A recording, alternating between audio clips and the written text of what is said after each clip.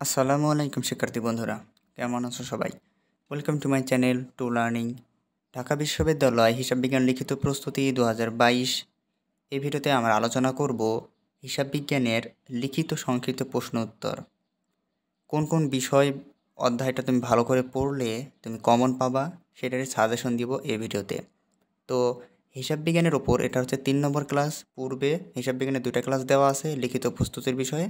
যদি না দেখে থাকো আই বাটনে লিঙ্ক দেওয়া আছে, দেখে নিতে পারো। তো চলো আজকে আমরা বাকি অধ্যায়গুলো দেখে নিই কী কী বিষয় আমরা অ্যাড করেছি। তো এখানে দেখো প্রথমে নগদ বই ও বাট্টা। তো নগদান বইটা কি, তারপর বাট্টা কি, যদি প্রশ্ন দিয়ে দেয় যে নগদান বই কাকে বলে, 1 মার্কের জন্য দিয়ে দিতে পারে সংক্ষিপ্ত প্রশ্ন। তো সেটা তুমি কীভাবে এক্সপ্লেন করবা সেটা দেখো। যে বিশেষ জাবেদায় নগদ লেনদেনসমূহ তারিখের ক্রমানুসারে প্রাথমিকভাবে লিপিবদ্ধ করা হয় তাকে নগদান বই বলে। নগদান বই জাবেদায়িত খতিয়ান বা জাবেদা ও খতিয়ান উভয়ই। নগদান বইকে কী বলে? জাবেদা ও খতিয়ান উভয়ই, যার একটা নাম কি? জাবেদায়িত খতিয়ান। নগদান বইয়ের ব্যাংক ঘরে ক্রেডিট যে নির্দেশ করে ব্যাংকের নিকট দেই টাকা, মানে কি দায়বদ্ধ। অগ্রপ্রদত্ত পদ্ধতিতে ক্যাশিয়ার যে পরিমাণ অর্থ দ্বারা জের টানেন প্রারম্ভিক জেরের সমানটাকে বলে। অগ্রদত্ত পদ্ধতিতে সমাপনী হাতে নগদ ও প্রারম্ভিক হাতে নগদের পরিমাণ সমান হয়। অগ্রদত্ত পদ্ধতিতে খুচরা ক্যাশিয়ারকে যা দেওয়া হয় তা সারা মাসে মোট ব্যয়িত অর্থের সমান। মাসের শুরুতে খুচরা নগদ তহবিলের পরিমাণ 900 টাকা। মাসের শুরুতে এটা হচ্ছে একটা তোমার গাণিতিক সমস্যা বলা যায়। প্রশ্ন এরকমভাবে দিয়ে দিতে পারে যে বলতে পারে যে মাসের শুরুতে খুচরা নগদ তহবিলের পরিমাণ ছিল 900 টাকা। সারা মাসে খুচরা খরচের পরিমাণ হয়েছে 1500 টাকা। কত টাকা? 1500 টাকা। আর ছিল কত? 900 টাকা।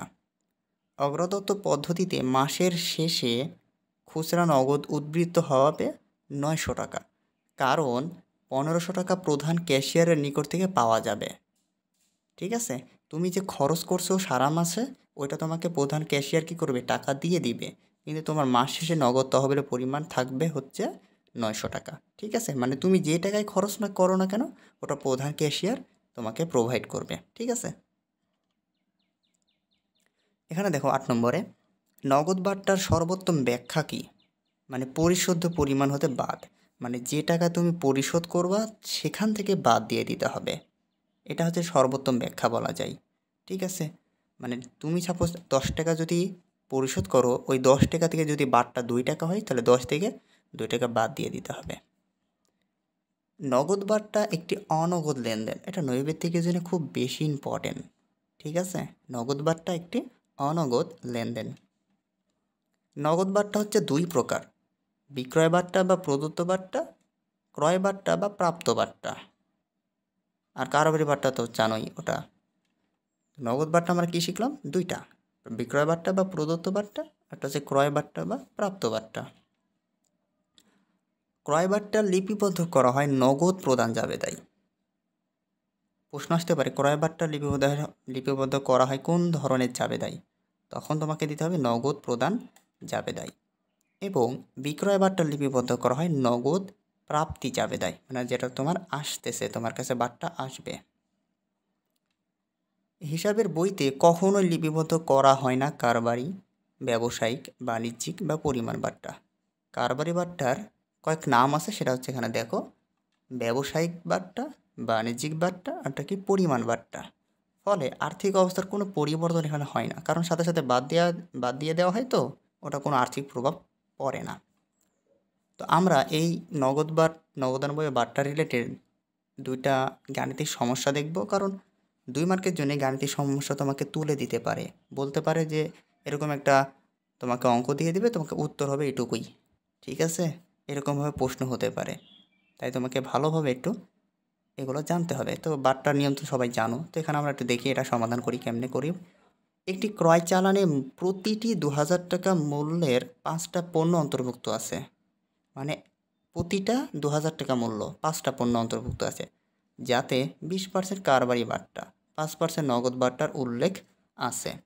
নির্দিষ্ট মেয়াদের মধ্যে টাকা পরিশোধ করলে কত টাকা পরিশোধ হবে? তো এখানে কি করতে হবে? এই যে 2000 টাকা মূল্যের 5টা পণ্য, তাহলে 5 দিয়ে 2000 গুণ করতে হবে, তাহলে 5 দুগুণে 10,000, তাই না? তাহলে এই যে 10,000 টাকার উপর তুমি 20% কী করবে? কারবারি ভারটা বাদ দিয়ে দিতে হবে। তাহলে 20% হলে কত হয় 10,000 টাকার উপর? 10 দুগুণে 20, মানে কত? 2000 টাকা পাওয়া যাবে। তাহলে 2000 টাকাকে বাদ, তাহলে থাকে কত? 8,000 টাকা।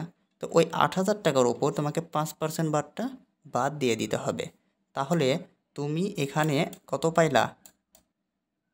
8,000 টাকা পাইলা, তাই না? এই 8,000 টাকার উপর লাস্টে 5% ভারটা বাদ দিতে হবে। এই যে নগদ ভারটাও বাদ দিয়ে দিতে হবে। তাহলে 5 আসতে 40, তাহলে কত? 400 টাকা বাদ চলে যাচ্ছে, তাই না? তাহলে 8,000 থেকে তুমি যদি 400 টাকা বাদ দিয়ে দাও, তাহলে এ টাকা আসতেছে না? 7,600 টাকা। এটাই হচ্ছে তোমার উত্তর। তাহলে প্রথমে কারবারি ভারটা বাদ দিতে হবে, দেন যদি নগদ ভারটা থাকে সেটাও বাদ দিয়ে দিতে হবে। ঠিক আছে? এটাই হচ্ছে ভারটার অঙ্কের সমাধান। পরবর্তী 2 নম্বরটা দেখো। 15ই জুন 2018 তারিখে ধারে পণ্য বিক্রয় হয়েছে 4,000 টাকা। বিক্রয় শর্ত দিয়েছে কি? 2/10, মানে 2/10 নিট 30। মানে এই কথাটা মানে তো সবাই জানো যে 10 দিনের ভিতর তুমি যদি টাকা পরিশোধ করো 2% কী পাবা? বাট্টা পাবা। আদারওয়াইজ তোমাকে 30 দিনের ভিতর অবশ্যই টাকা তোমাকে পে করা লাগবে। তখন তুমি কিন্তু বাট্টা পাবা না 10 তারিখের উপরে পে করলে। ঠিক আছে? অবশ্যই 10 দিনের ভিতরে পরিশোধ করলে তুমি 2% বাট্টা পাবা, আদারওয়াইজ পাবা না। তো 20 জুন তারিখে বিক্রয়কৃত 1,000 টাকার পণ্য ফেরত আসে। এই যে বিক্রয় করেছিল এই পণ্যের ভিতরে 1,000 টাকা ফেরত আসে, তাহলে ফেরতটাকে বাদ দিয়ে দিতে হবে। তাহলে হবে কত? 3,000। 25 জুন 2018 তারিখে পূর্ণ পরিশোধিত হিসেবে নগদে গৃহীত হলে কত টাকা পাওয়া যাবে? মানে 25 জুন 2018 তারিখে, ঠিক আছে, পরিশোধ করলে মানে পূর্ণ পরিশোধিত হিসাবে কত টাকা পাওয়া যাবে? তখন তোমাকে কী করতে হবে? এখানে 2% বাদ দিয়ে দিতে হবে। তাহলে এখানে 3,000 টাকা আমরা যদি এখানে বাদ দিয়ে দিই, তাহলে 3,000 টাকার উপর কি 2% করতে হবে? তাহলে কত?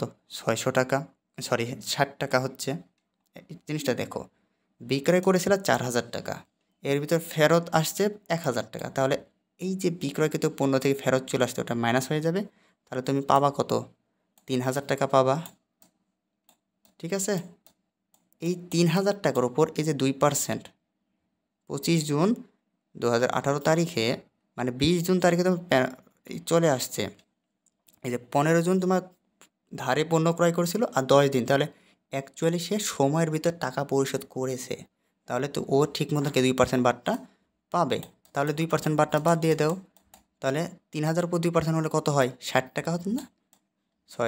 3 দুগুণে 6, 60 টাকা। তাহলে 3,000 থেকে 60 টাকা বাদ দিলে কত? 2,940 টাকা হচ্ছে। তাহলে তোমার অ্যান্সার এটা। ঠিক আছে? আশা করি তুমি এটা বুঝতে পারছো। তো এখন আমরা পরবর্তী স্লাইডে যাই, দেখি কি আছে। সমন্বয় জাবেদা, অ্যাডজাস্টিং এন্ট্রিজ। তো এখানে দেখো কিছু থিওরিক্যাল বিষয় আছে। অর্জিত আয় বা রাজস্বসমূহ এবং সংগঠিত ব্যয় বা খরচসমূহ যে হিসাবকালে সংগঠিত হয় সেই হিসাবকালে লিপিবদ্ধ করার জন্যে হিসাবকাল শেষে যে জাবেদা দাখিলা প্রদান করা হয় তাকে সমন্বয় দাখিলা বলে। মানে এখানে সমন্বয় দাখিলা কাকে বলে এটার একটা ব্যাখ্যা এখানে দেওয়া আছে। সমন্বয় দাখিলা লিপিবদ্ধ করা হয় সাধারণ বা প্রকৃত জাবেদায়। নৈবেতিকের জন্য ইম্পর্টেন্ট জিনিসটা। এটি হিসাব চক্রের আবশ্যিক ধাপ। হিসাব চক্রের কি আবশ্যিক ধাপ? চক্রের র হবে এখানে। আচ্ছা, তারপরে দেখো 2 নম্বর, একটি নির্দিষ্ট হিসাবকালে প্রকৃত আর্থিক ফলাফল বা লাভ ক্ষতি নির্ণয় করার জন্য হিসাবকালের শেষে সমন্বয় দাখিলা প্রদান করা হয় হিসাবকাল বা সময়কাল ধারণা অনুসারে বা অনুযায়ী। আয় স্বীকৃতি নীতি এবং মিলকরণ নীতির যথাযথ প্রয়োগের মাধ্যমে প্রদান করা হয় সমন্বয় দাখিলা। সমন্বয় দাখিলাকে সমর্থন করে বকেয়া ভিত্তি বা প্রাপ্য বা প্রদান ভিত্তি। সমন্বয় দাখিলাকে কে সমর্থন করে? বকেয়া ভিত্তি বা প্রাপ্য প্রদান ভিত্তি। হিসাবকাল শেষে সমন্বয় দাখিলা সর্বদাই অন্তর্ভুক্ত হয় আয় বিবরণী ও উদ্বৃত্ত পত্র হিসাবে। ঠিক আছে? হিসাবকাল শেষে সমন্বয় কি অন্তর্ভুক্ত হয়? আয় বিবরণী আর উদ্বৃত্ত পত্র। এখন যে বিষয়টা আমরা দেখব সেটা হচ্ছে ইম্পর্টেন্ট একটা টপিক, যে সমন্বয় এন্ট্রি 4 প্রকার।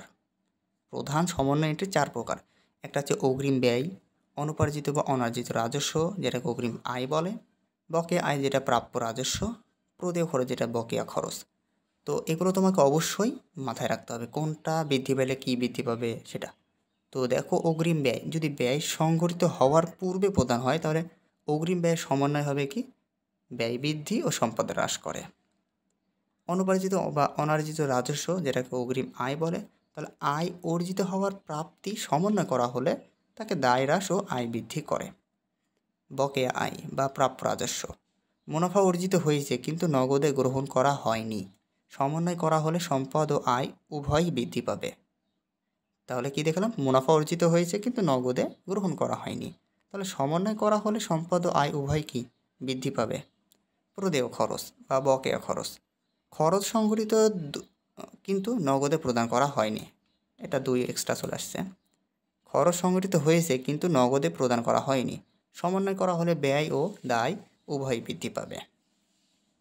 নিচে একটা অঙ্ক দিয়েছি এই রিলেটেড যে 2018 সালে 60,000 টাকা বিনিয়োগ করা হয়, সুদের হার কত 10%। বছর শেষে বকেয়া সুদ আয় বাবদ 3,000 টাকা দাখিলা প্রদান করা হয়, সারা বছর কোনো সুদ প্রাপ্তি ছিল না, বিনিয়োগের তারিখ কত। তাহলে বিনিয়োগের তারিখ কত হবে, তাহলে আমরা তো বিনিয়োগ করি তো জুলাই মাসেই, তাই না, জুলাই মাসের 1 তারিখে, যেটা আমরা আর্থিক বছর ধরি, জুলাই থেকে জুন এটা হচ্ছে তোমার আর্থিক বছর। কি বললাম, জুলাই থেকে জুন এটা হচ্ছে আর্থিক বছর, তাহলে জুলাই মাসের 1 তারিখে সেটা বিনিয়োগ করা হয়েছে, সেটা যেটা শেষ হবে জুন মাসের 1 তারিখে, ঠিক আছে, সরি জুন মাসের 31 তারিখে, এটাই। তো এটাই হচ্ছে একটা অঙ্ক, সিম্পলি বিষয়, আর কোনো বিষয় এখানে নাই। এই ছিল এই ভিডিওর যাবতীয় ইনফরমেশন। তোমার কাছে যদি একটু উপকার হয়ে থাকে তো প্লিজ লাইক দাও, শেয়ার করে দাও বন্ধুদের মাঝে, আর ফেসবুক গ্রুপে জয়েন হতে পারো, লিঙ্ক ভিডিও ডিসক্রিপশনে আছে। ওকে, আর হ্যাঁ please hit the subscribe button, press the bell icon. Bye by.